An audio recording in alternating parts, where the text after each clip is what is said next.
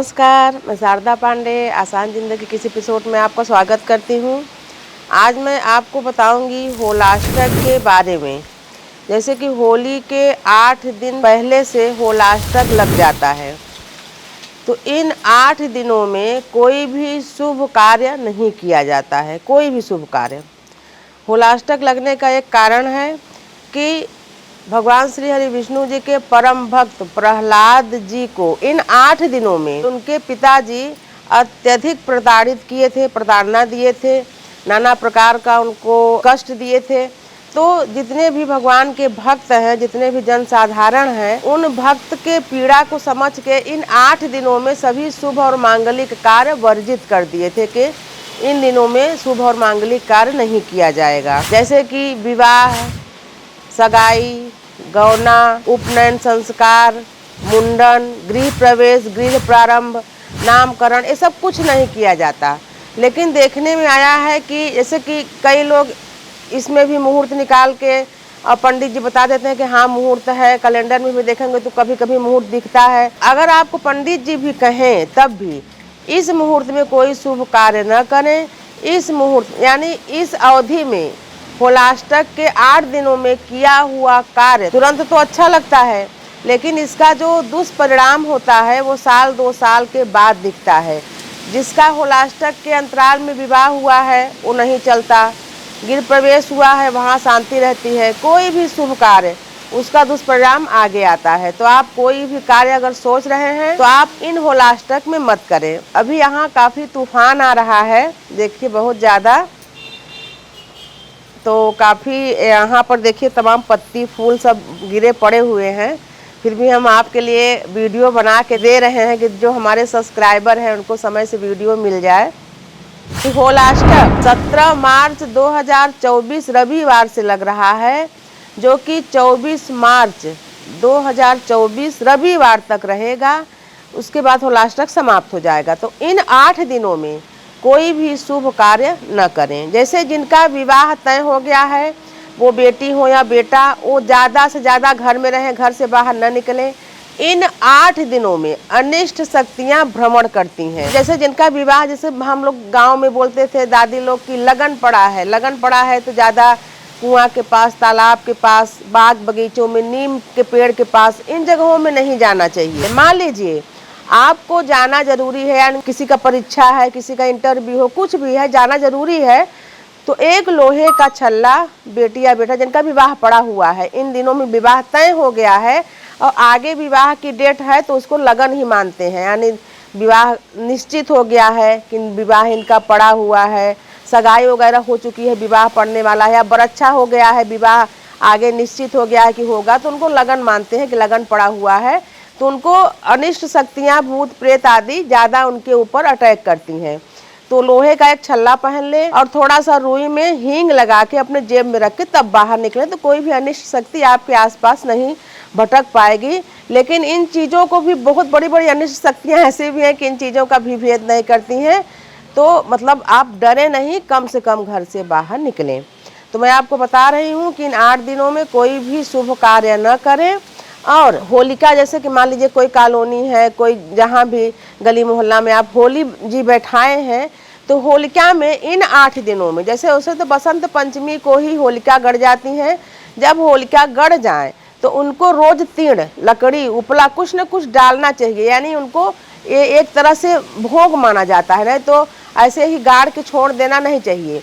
तो अगर आप बसंत पंचमी से नहीं गाड़े हैं या नहीं डालते हैं तीड़ या उपला या लकड़ी, इन 8 दिनों में होलिका में लकड़ी हो, तीड़ हो, उपला हो, कुछ न कुछ डालना चाहिए। और जो गर्भवती माताएं हैं उनको होलिका दहन में पूजा करने नहीं जाना चाहिए, देखना नहीं चाहिए, घर में ही रहना चाहिए। मैं पहले भी वीडियो में बताई हूँ। तो मैं आपको बता रही हूँ होलाष्टक के बारे में। बहुत सारे लोगों को मैं देखती हूँ कि होलाष्टक के बीच में ही गृह प्रवेश, यहाँ तक कि विवाह भी कर लेते हैं।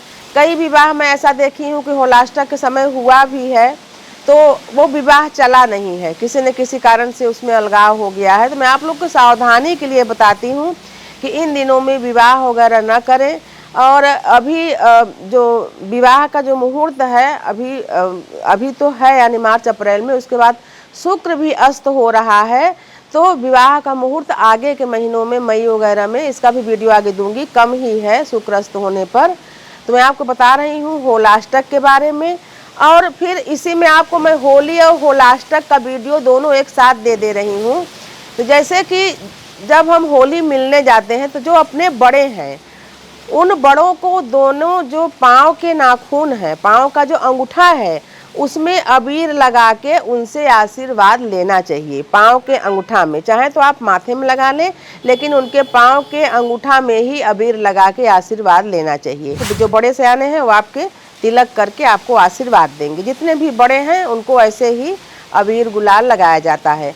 वो चाहे दादा हो, चाचा हो, पापा हो या बड़ी भाभी हो, प्रणाम करना चाहिए।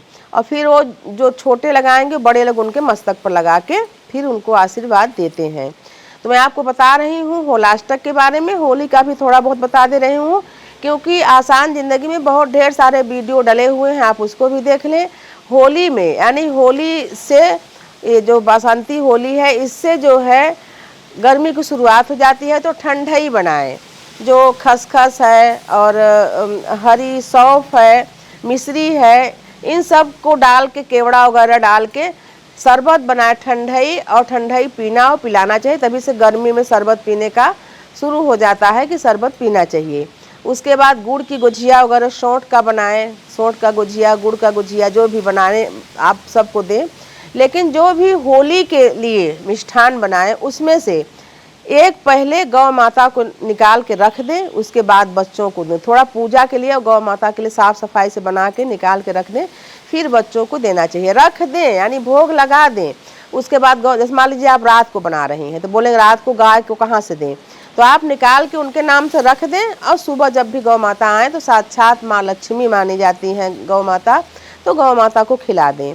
तो मैं आपको होलाष्टक के बारे में बता रही हूँ। जो नई बहुएं आई हैं, यानी जो आ चुकी हैं, उनका भी पहला होली आ रहा है, तो वो क्या करें कि घर में जितने बच्चे हैं छोटे, उनकी देवर, ननद, जेठानी के बच्चे, जितने भी बच्चे हैं, उनको सरसों का उपटन लगा के हाथ पाँव में फिर उसको छुड़ाएं। इससे क्या होता है, उनके यहाँ संतान का आगमन 1 साल के अंदर ही हो जाएगा, अगर वो चाहेंगे तो। ऐसी मान्यता है, तो ऐसा करना चाहिए। जो भी नई बहुएं आई हैं, बच्चों के, जो पहली बात बता दे रही हूँ कि सरसों को भून लेना। कच्ची सरसों लगाएंगे तो लगता है, सरसों को भून के अपटन बना के उन बच्चों को लगाने से संतान की उत्पत्ति यानी संतान की प्राप्ति बहुओं को जल्दी होता है। होली के 8 दिनों में कोई भी शुभ कार्य न करें। यहाँ तक कि जैसे कि बहन बेटियां आती हैं जाती हैं, अगर वो आ जा रही हैं मायके से ससुराल, ससुराल से मायके, पहली बार तो विवाह हुआ है, पहली बार नहीं आना जाना चाहिए। जो पहले से विवाह हो चुका है, आना जाना चाहती हैं, तो वो भी थोड़ा सा हींग और लोहे का छल्ला अपने साथ लेकर चले। वैसे भी झलरिया जो बच्चे होते हैं, उनका पहला झालर बाल नहीं उतरा है, उन बच्चों को भी माताएं सावधानी पूर्वक रखें, उनको भी ज़्यादा यहाँ वहाँ न जाने दें। इस समय जोग टोटका जो प्रयोग होता है वो अधिक तीव्रता से वो लोगों के ऊपर अटैक करता है। अब इन बच्चों पर, गर्भवती माताएं हुई जिनका विवाह हुआ है, विवाह होने वाला है या विवाह हो भी चुका है, साल भर नहीं हुआ है, उनको बचना चाहिए। झलरिया बच्चे या जिनका पहली बार बाल नहीं उतरा है, उनको भी बचना चाहिए। तो मैं आपको बताती हूँ, जैसे कि दीपावली के बाद चित्रगुप्त पूजा होती है, भाई दूज मनाई जाती है, परवा मनाया जाता है, वैसे ही होली के बाद भी चित्रगुप्त पूजा, भाई दूज और परवा मनाया जाता है। यानी होली के दूसरे दिन भी तमाम ऐसे जो प्रयोग होते हैं, क्योंकि पूर्णिमा पर होली पड़ती है, तो पूर्णिमा पर भी सिद्धियां लोग प्राप्त करते हैं, अमावस्या में भी करते हैं।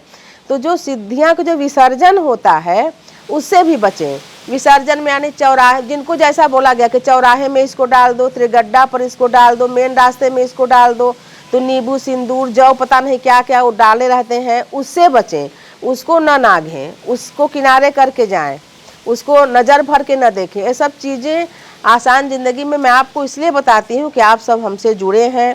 आप सब जब परेशान होते हैं तो हमसे फ़ोन करते हैं, व्यक्तिगत बात करते हैं, तो आपकी परेशानियों को दूर करने के लिए मैं कोई उपाय बताती हूँ, तो आप परेशान हो ही ना, ऐसा पहले ही बता देती हूँ कि इन सब चीज़ों से बचे रहें।